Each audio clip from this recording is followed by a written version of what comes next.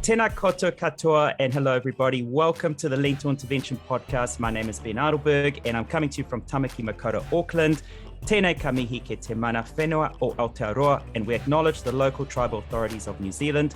And for our listeners in Australia, we acknowledge the traditional custodians of country throughout Australia and their connections to land, sea and community. Welcome back, 2023, Season 4, Episode 1. And whilst I may have used this term previously, I really am fizzing for the chat we're about to have. Dr. Michael Greger, a very warm welcome to the show. Thank you so much. So excited to be on. Now, to our listeners, very quickly, don't panic. Emma's still very much a part of the show, but unfortunately, due to the short turnaround with this opportunity, she could not make it. Now, Dr. Greger, to start off, you're a speaker at Australia's actually only whole food plant-based nutrition conference hosted by Doctors for Nutrition mid-February. Now, even though you're only dialing in, that's still an incredibly long way from home. So why this conference? What's the appeal? Oh, I'm a huge fan of Doctors for Nutrition. I've been desperate to come out there in person for so long. One of these days I will do it. There are now laptops in the market with a battery power long enough for me to keep me going the entire flight. So we were finally there. So hopefully I'll be there in person one day, but excited to help out any way I can to support such wonderful healthy nutrition advocacy going on in Australasia. Thank you. Now, we certainly don't want any spoilers, as we want many of our listeners to attend the conference, whether it be in person or virtually. But your presentation will be on weight loss, a topic that is becoming increasingly more prevalent in a society with increasing numbers of overweight, obesity. Could you please provide our listeners with an overview of what you'll be covering? Well, with so much nutritional noise and nonsense these days, I just wanted there to finally be, really an evidence-based diet resource. And so I wrote a book, How Not to Diet, cite literally thousands of studies, digging up every possible, tip, trick, tweak, technique proven to accelerate the loss of body fat, to give people every possible advantage, and basically build the optimal weight loss solution from the ground up. So this talk I'll be giving is actually based on that book, and give some highlights and encourage people to attend and check it out. Okay. Now, when it comes to weight loss, let's talk about one or two little things about this, just high level. Could you please explain the difference between subcutaneous fat and visceral fat? So basically for our listeners, the fat under the skin versus fat in our organs, because this is quite important when choosing a weight loss method, isn't it?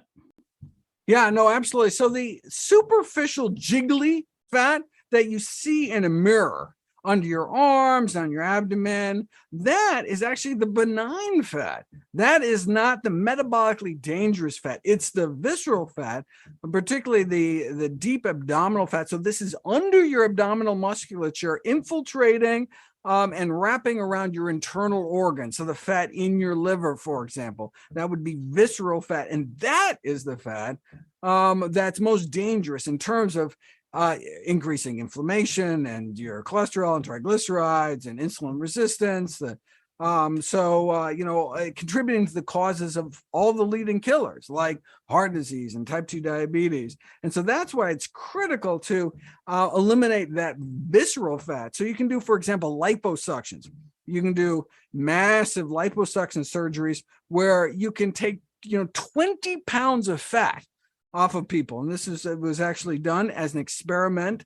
And you see no metabolic benefits. Why? Because you're taking that superficial fat. You get this cannula underneath the skin and you suck around for fat, but you can't actually get deeper inside. So you can, now if you lost 20 pounds of actual fat, which your body actually prioritizes the loss of visceral fat because it's the most dangerous, you would see all sorts of metabolic benefits. You don't get that with liposuction. So we don't worry about the superficial fat as much as the visceral fat. And so that's one of the reasons why a diet centered around whole plant foods is so important, because it's been shown with these nice CT scan slice studies to target visceral fat and significantly reduce it within a matter of weeks.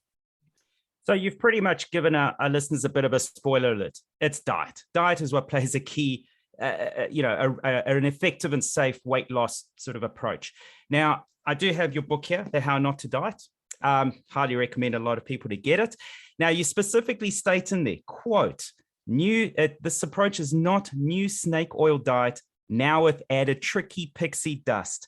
You do have a long list of recommendations, and you certainly go into great detail. So a book well worth reading, and you're clearly going to cover a lot of this in your presentation. But if you would advise just 2 or 3 approaches, what would be the key focus when taking on that whole food plant-based approach?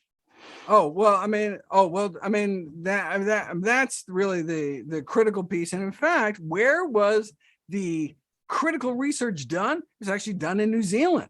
New Zealand researchers did the BOLD study, which was the most effective weight loss intervention ever published in the peer-reviewed medical journal. This was that didn't require that have enforced exercise or restrict portions, so people can eat as much as they want without added exercise. No other diet on the planet was able to reduce body fat as much as a whole food plant-based diet. What do I mean by that? I mean a diet that minimizes the intake of meat, eggs, dairy, and junk, and maximizes the intake of fruits and vegetables and whole grains, legumes, or beans, split peas, chickpeas, and lentils, nuts and seeds, herbs and spices, mushrooms, basically real food that grows out of the ground. These are our healthiest choices, and also the choices that will best enable us to control our weight. That's right. So the broad study you make reference to, Dr. Luke Wilson being one of the co-publishers, we have actually interviewed him. He was actually our very first guest way back when we started with this podcast, and we can, our listeners can certainly go back and listen to that episode in a little bit more detail. Now, lifestyle is still, in general, an important component of well-being. You're on your treadmill right now. You're moving. Being physically active is important. The leading cause of death here in both New Zealand and Australia, and indeed globally, is heart disease. And you often remind us that our leading cause of death can be reversed with diet and lifestyle changes alone. So you've already spoken a little bit about the diet, but when it comes to lifestyle measures, what else would you consider important? Well, so the seminal study in this area is the Lifestyle Heart Trial, published in 1990 in a journal called The Lancet by Dr. Dean Ornish and colleagues. And he used this whole food plant-based diet and lifestyle approach. So included exercise, but it turns out the control group didn't exercise any less than the group that was told to exercise. So exercise wasn't a component, and also did a kind of a stress reduction component as well. And so the question is, well, what role might that have played? Subsequent research done by Dr. Caldwell Esselstyn out of the Cleveland Clinic suggests that it was just the diet. So he didn't do the exercise component, the stress reduction component, just did the whole food plant-based diet, a low-fat whole food plant-based diet, and was able to get the same kind of remarkable reversal, opening up arteries without drugs, without surgery, just this plant-based diet. And so it really does seem to be the food. And that's because, it should become no surprise, but what you're doing is you're decreasing your intake of saturated fat, dietary cholesterol, trans fats, which is what increases your LDL cholesterol, which is a primary risk factor for cardiovascular disease. And you're also cutting down your sodium intake by cutting out or reducing processed foods, which is critically important not only for heart health and brain health, but kidney health as well. Okay, so let's pivot a little bit back to the diet component. You, in your first book, which I also have here, How Not to Die, you make very popular the concept of your daily dozen. Now, of course, when adopting a whole food plant-based way of eating, that's a great starting point. It's a checklist. But how important could that also be for those that choose not to completely abstain from animal-based products? So in terms of making the start of important changes, that daily doesn't really still does stand, doesn't it? It's still absolutely right. So it's just a way to encourage people to include some of the healthiest of healthy foods in their diet, regardless of what they're eating the rest of the time. Now, the hope is at the end of the day, the healthier choices will kind of crowd out some of the less healthy choices. But if all you did was just add some of these really healthy foods to your diet and not take away anything, you would significantly benefit. Absolutely. So really the key message here is it's not necessarily about what you're removing, it's what you're including in your diet. Both very important, but and that really brings the point of, we're not talking about a vegetarian diet, a vegan diet. These, I mean, as a physician, what those terms mean to me is what you're not eating. That just tells me what you're not eating. Are you actually eating vegetables? I mean, you can imagine eating a terrible diet of Coca-Cola and potato chips or something. Oh, vegan, but you're not actually getting healthy foods into your diet. And so that's why I prefer this whole food plant-based diet. Oh, you're actually eating real food. I mean, that's as a medical professional, it's more informative to me. So yeah, that's a critically important factor. It's not just about what you're removing from your diet, but also the foods that you're eating. Everything we put in our mouth has an opportunity cost. Everything we put in our mouth is a lost opportunity to put something even healthier in our mouth. So, I mean, it can even come down to something like, every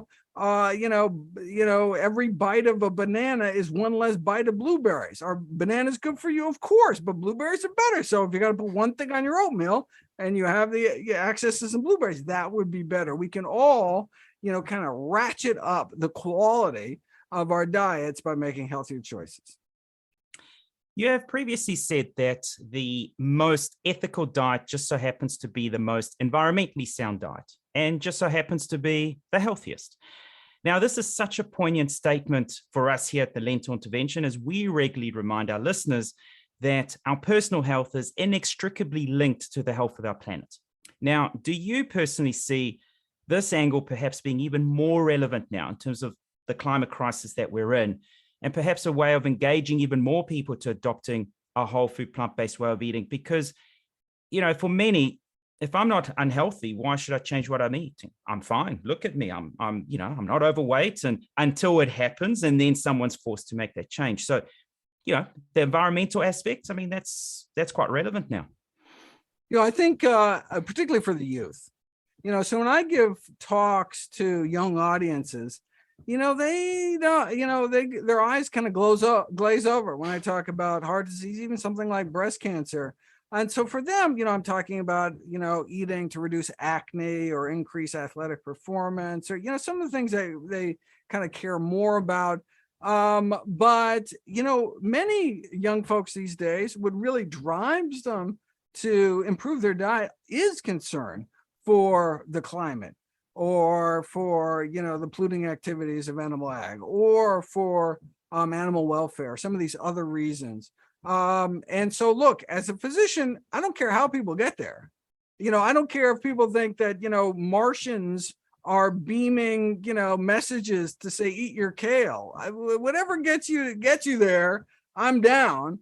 And, whatever message will, bring people in to get healthier in the end, with the caveat that, people that just do it over concerns about animals may be going for that vegan junk food.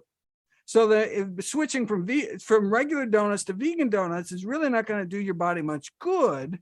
And so if you just care about animals, guess what? You're an animal. Take care of yourself and eat healthy, so you can live a long, healthy life and help lots of others. Speaking of a long, healthy life, how not to age, the title of your next book. Now, I can't hold that up because that's not yet available, but apparently, I believe, near the end of this year. Now, that title, is that a tease, or can we forever stay young? What can we expect from this book? Really excited to be out, at least here in the States, December 5th. And so it's on all the new longevity research.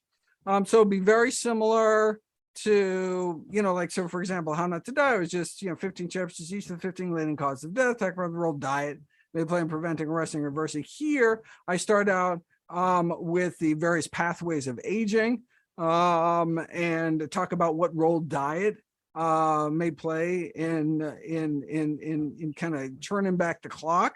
Talk about the healthiest diets in the world, the centenarians, people who live over 100, talk about the blue zones, go through all the best foods, the worst foods, and end up with an anti-aging 8, which is kind of the equivalent to the Daily Dozen, encouraging people to choose specific foods that have been found to be particularly effective for slowing down the aging process. Well, I was going to ask about a new list, a new Daily Dozen, but it's a new Daily 8. So I'm certainly looking forward. Yeah, well, I've seen the overview. It's the anti-aging 8 right now. It could go 9, could go 7. We're just finalizing. Yeah. No, that's great, because I've seen some foods that you've mentioned in that overview, and I'm thinking, oh gosh, here we go. This list is just getting longer. But you mentioned that you studied popular studies where centenarians live. Blue zones is a very popular one. We make reference of that on our show quite frequently. But one question on that is, what are some of the most important lessons when researching regions like that? Because, for instance, a misconception when people say Mediterranean diet, it's all about the olive oil. When people are actually missing the point, no, it's more about fresh produce. So when studying something like the blue zones, what are some of the key lessons actually that we perhaps do miss, bigger picture? Yeah, well, one of the primary ones is there's only one blue zone left. So when we talk about blue zones, whether Okinawa or in Costa Rica or the Mediterranean, we're talking about, well, a half century ago. These were really healthy places, but now they've westernized their diets. And now Okinawa went from the healthiest part of Japan to now has the most obesity, and now it's just filled with fast food restaurants like the rest of the world. There's only one blue zone that's actually still exists to this day. And that's the Adventists in Loma Linda, California, right? And it's interesting. It's the only blue zone that is not geographically separated. All the other ones are islands, or in the case of Costa Rica, kind of a peninsula that's very difficult to get to. So it's not that they ate healthy on purpose. They couldn't get the sugar. They couldn't get the salt. They couldn't get the tobacco. They couldn't get until like, oh my God, we got to grow all our food. And so, we love junk food, but there's no junk food. Okay. But so Loma Linda, so the Adventists are the only ones that are still doing it to this day. And the only ones that are not geographically isolated. So they've grown up in the modern world, surrounded by the glut of terrible food and able to maintain this remarkable health and longevity into old age. And what's their secret? Well, they have they have a religious understanding that our body is our temple and that we should treat it well. And so they have healthy behaviors like plant-based diets. And so they're able to maintain that. And so it shows that it's possible. We don't have to go back to some kind of ancient way of eating. And it's possible to exist in the modern world and be healthy, have some of the best public health statistics on the planet Earth. And so that is really the model that I came to in doing the Blue Zones work. Now, we can't have a chat and not talk about something that, in my opinion, I think makes a tremendous impact to a lot of communities, and that is nutritionfacts.org, a non-for-profit, science-based public service that you founded in 2003 and subsequently launched the website that many of us subscribed to in 2011, which provides many free daily videos and articles on the latest research in nutrition. Dr. Greger, tell us more about this phenomenal and extremely valuable public resource and your motivation behind it. Oh, that's super sweet. Yeah, nonprofit, science-based public service, free daily updates. And it really all came about because of my grandmother. I start the book How Not to Die with her story.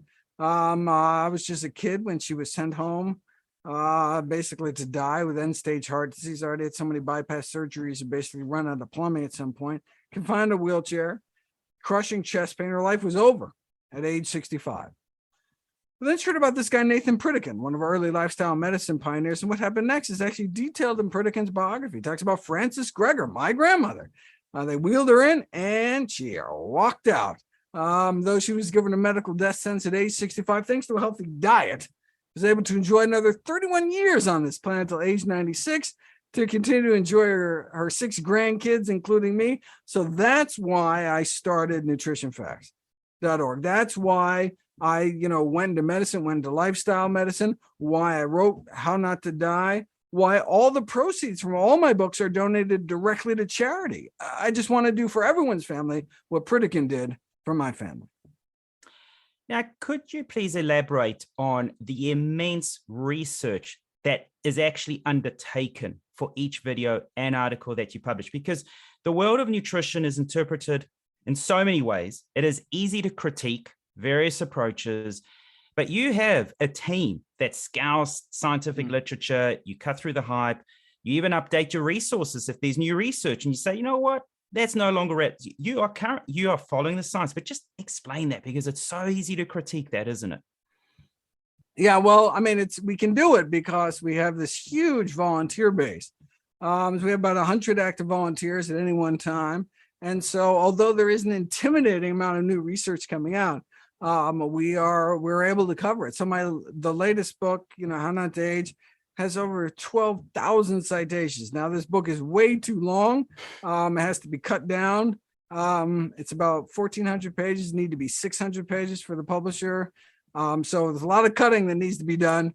But don't worry, all that material will be turned into videos. It just won't make it into kind of the final copy of the book, but just gives you a sense of just the tremendous amount of research that goes into that. Yeah, I mean, it's a team effort. We have a full-time fact checker that goes through everything. We have, I mean, it's a huge endeavor, but we're talking about life and death decisions. What we feed ourselves and our family are some of the most important decisions we can make in our lives. And so if there's anything to be based on the best available balance of evidence, then it should be that kind of decision. And so, we're not interested in people's opinions or people's dogma. It's like, well, what does the science say right now to guide people to make kind of these practical day-to-day grocery store type decisions? And so that's what we aim to do. This is the resource I wish I had as a medical student. If a patient came to me, with type 2 diabetes, wanted to know what to eat, I wanted to know. And you go online, it's just this morass of craziness. I mean, we were dealing with the post-truth era in nutrition way before the current political climate, way before COVID.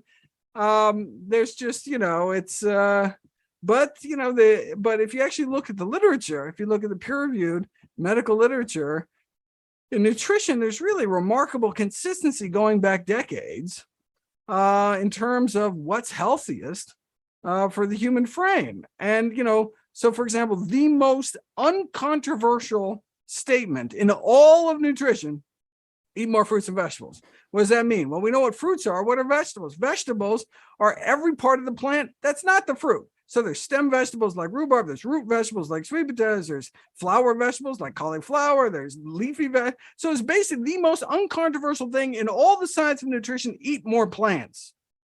That's how we get healthy. Look, for me personally, nutritionfacts.org was an integral enabler to my journey in adopting and advocating as well for a whole food plant-based way of eating since about 6 years ago. So, as well as your first book, How Not to Die, that's why it's so well worn.